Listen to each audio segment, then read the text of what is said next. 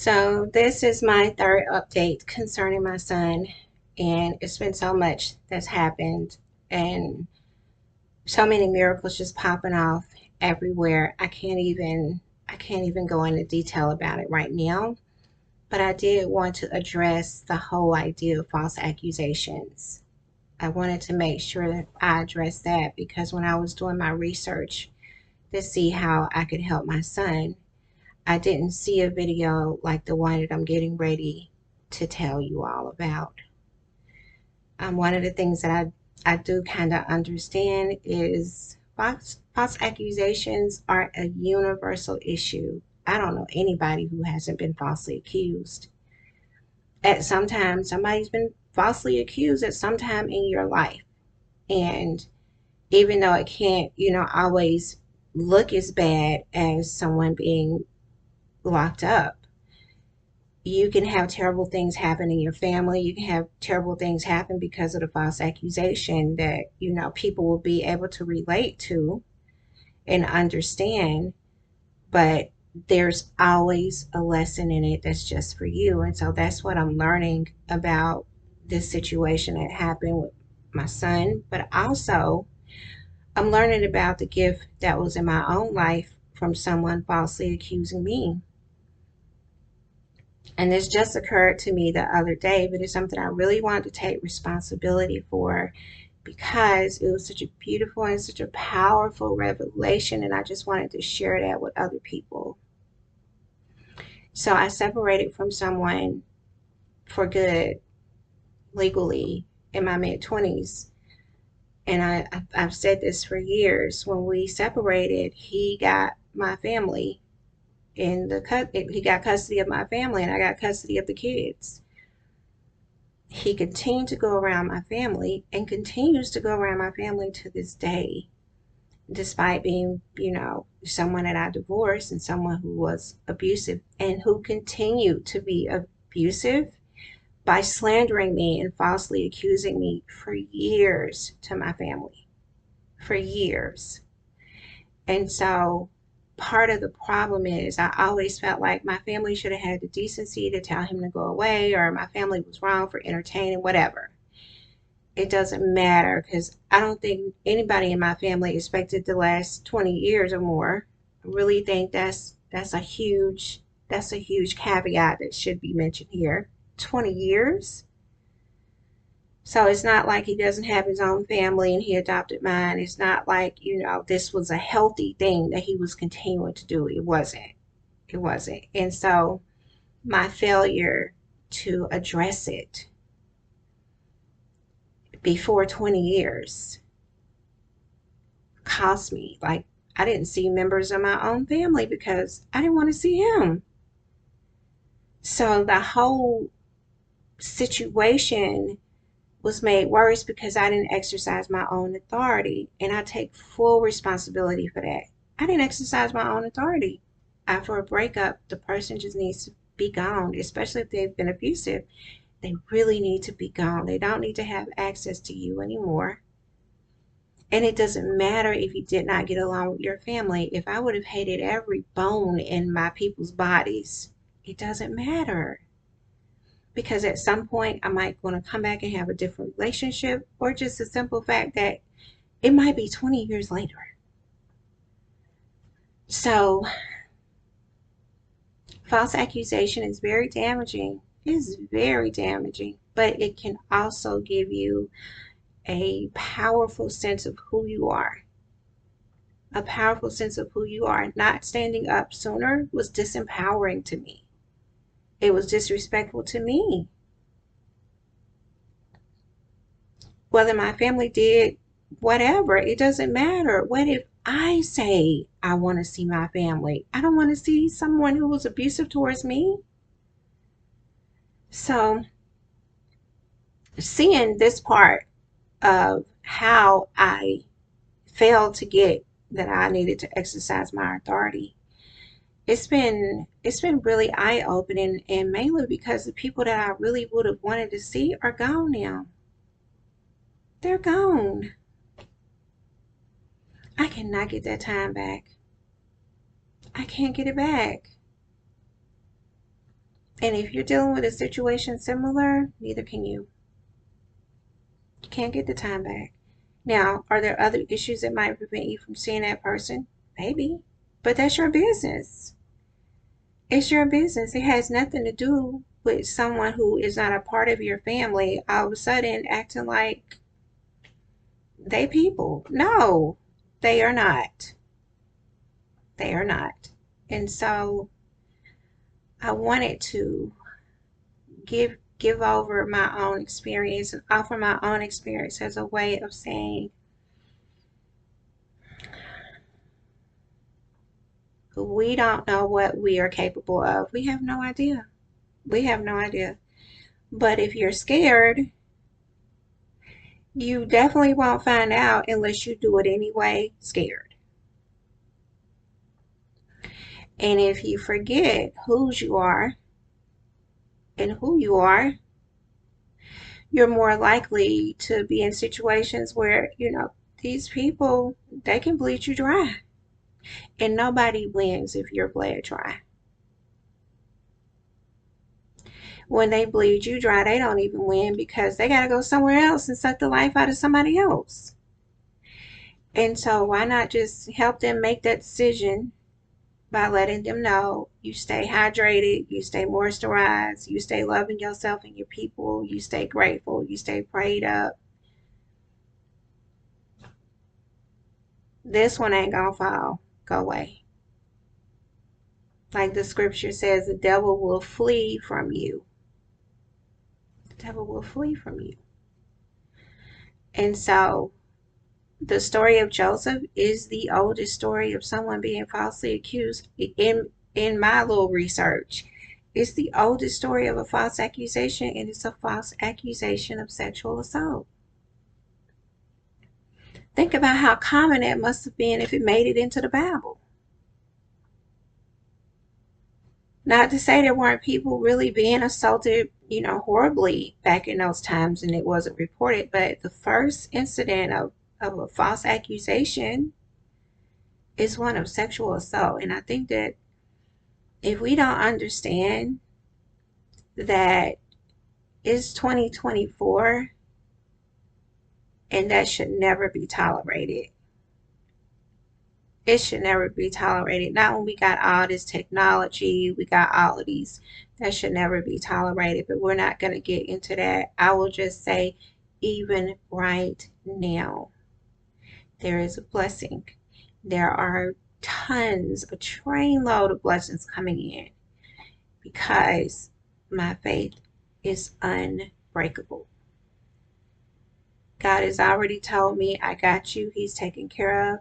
Just listen and do what I tell you to do when it's time. And that's what I've been doing.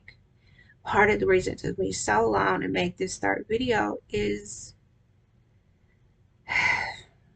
the miracles.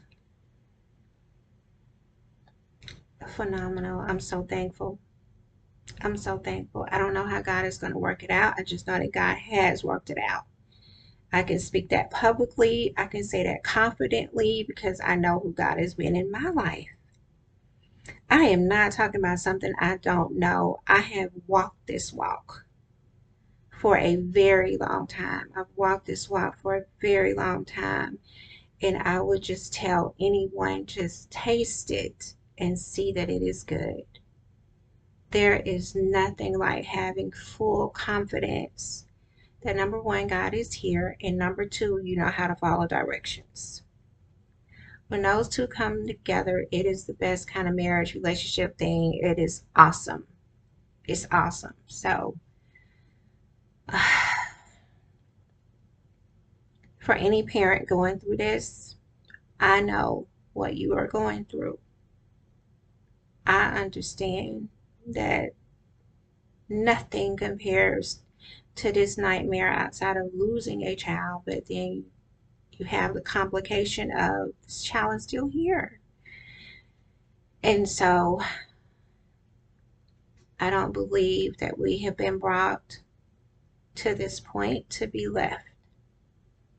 I have full confidence that the maker of all things is in control. to listen, to follow, to obey, to do my part. That's all I need to focus on. And just know it's done. Just know it's done because it's already been worked out. For Joseph's family, they didn't know that. They had no idea what happened to their son. They were told that he was brutally murdered. And so, that whole issue led to them having years of grief. Years of grief. And their son he wasn't fine at first, but he got fine right away. When God finally delivered the purpose of his incarceration into his life, he was just fine. He was better than fine. He made history. So when I look at the situation involving my son, I understand that not only is he going to gain from this experience, but people who see him come out and become a powerful, wonderful, loving man. That is the product that God was intending to make. And God had to get a little rough. But that is the outcome. That's the result. And so, thankful. So thankful, y'all. So thankful. There's anyone who would like to reach out to me and tell me about your experience, I'm getting some parents together. I'm getting some groups together. We're building some things. We're putting some things in place just to make sure we support each other and to make sure we uphold and uplift each other, and that we refuse to allow shame, because there's so much shame when you're falsely accused. It's so embarrassing, like you were the one who did it. So there's so much shame associated with false accusations. I really want us to be very forthcoming about, what it means to exercise your authority, because whatever authority you have in a situation, that's what we want to tap into. That's what we want to connect with. And I learned that my authority was I can do research. I can write. I've always been a writer, but I can write about these issues. I can come before you all and I can say, as a person who has been through the valley of the shadow of death with God at birth,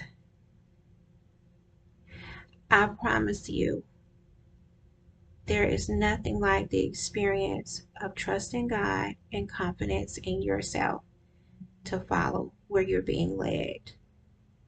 There's nothing like it, y'all. So I hope that I can hear from some of you and talk about how we can support each other, what we can build together. And I'm going to have an update soon. I did want to say one more thing about voting, because one of the things that hurt me so bad in this whole process is I voted for the person who is going to decide my son's case without knowing anything about his record. Didn't know a thing, just saw he had the D by his name and plucked the name. And I understand that that was not how you ever want to put people in office. Always do your research. Always look up who this person is. If you need to, call some attorneys. Get an attorney's opinion. Tell them you got a case before such and such judge and see what kind of reputation that judge has. Even with a reputation that you might not find, wonderful for you, or something that makes you feel great. I've had excellent judges. Excellent judges. It's not that I'm a criminal, but I just happen to just, when I get into a little whatever, I'll go before usually a very fair judge. And so it's up to us to really see, are we participating in putting forward people who are going to uphold their oath as judges, or people who are going to uphold their oath as prosecutors. It's a very serious thing when you co-sign someone's behavior in a public capacity. When you say, okay, it's okay to not look at evidence and not really care and continue to confine that person. It's something that we as voters have to take seriously. They are amped up and getting ribbed up by us having all this confidence in them. And we need to know, is the confidence something that has been earned, or is it something that is being taken for granted because of a D behind their name? So I wanted to just address that, because at this point, the work that God is doing, God is saying, I don't care who it is. They getting drug. They're getting drug. And I don't allow I don't allow myself to believe the worst in a situation that might look bad. I'm not going to believe the worst. I don't know what kind of day you might be having. But today, God said you're going to be fair. I don't know what kind of dynamics you have going on in your office, but God has said it's all worked out for me. So I'm going to work with you to help work it out. When I get instructions, when I get told to go forth and say what I say, do what I do, or whatever, I'm trusting that God is going to work it out, because God has always worked things out for me. Always. There is not a time that God did not show me why at the time something wasn't worked out, that it wasn't beneficial for me later on. It's very beneficial. It's very important. It's very important. No one is above the law. And one of the universal laws, one of the divine laws is God will reward you according to your faith. Where is your faith? Where is your faith? And who is it in? And is it somebody that you should trust?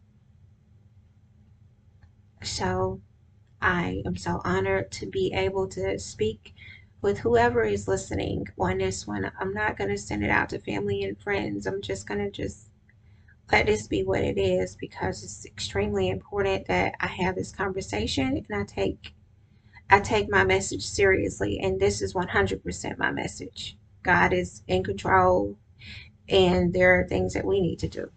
So the partnership is what it's all about. All right. Thank you all. Have a great one. I will see you next time.